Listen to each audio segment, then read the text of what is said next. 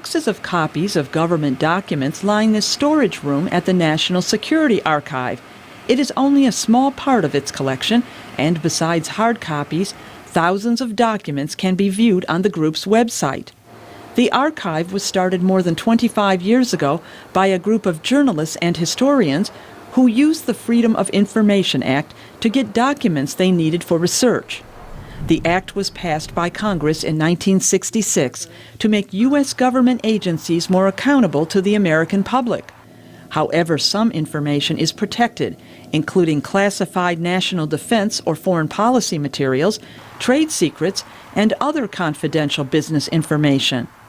Today, the archive collects materials on a variety of topics, analyzes the information, and publishes books about what they found. Director Tom Blanton says a retired spy even wrote part of his memoir using information from the archive. So it's an interesting hybrid of different functions, all meant to make the Freedom of Information Act idea come true in the toughest area, the most closed area of American government, and that's national security.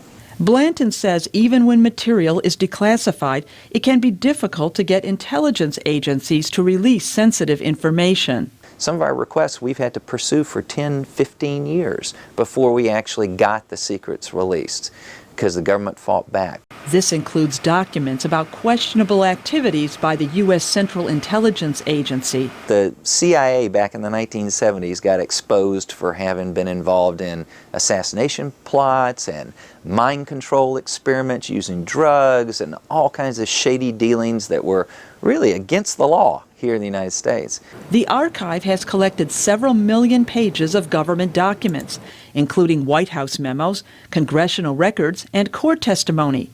Topics include meetings between U.S. presidents and other world leaders, the fall of the Berlin Wall in Germany in 1989, and alleged terrorists detained in Guantanamo Bay, Cuba.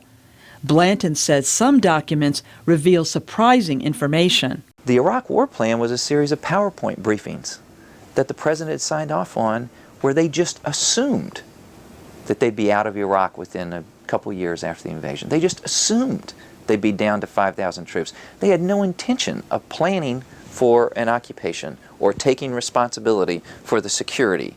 Blanton says the archive's collection of photos also tell a story. Especially popular are these pictures of rock and roll legend Elvis Presley meeting with President Richard Nixon at the White House in 1970. Other photos from the early 1960s show the U.S. preparing for a possible attack during the Cold War between the United States and the former Soviet Union. Blanton, a former journalist, thinks too much government material is classified. We see our role as pushing back against that, because we agree there are real secrets. The design of a nuclear warhead, a weapons system that would let a terrorist build such a weapon or use it against us, that should be a secret. But that's a very small fraction of what gets stamped secret today. Blanton says the National Security Archive intends to keep pushing the U.S. government to spill the secrets that don't really need to be kept. Deborah Block, VOA News, Washington.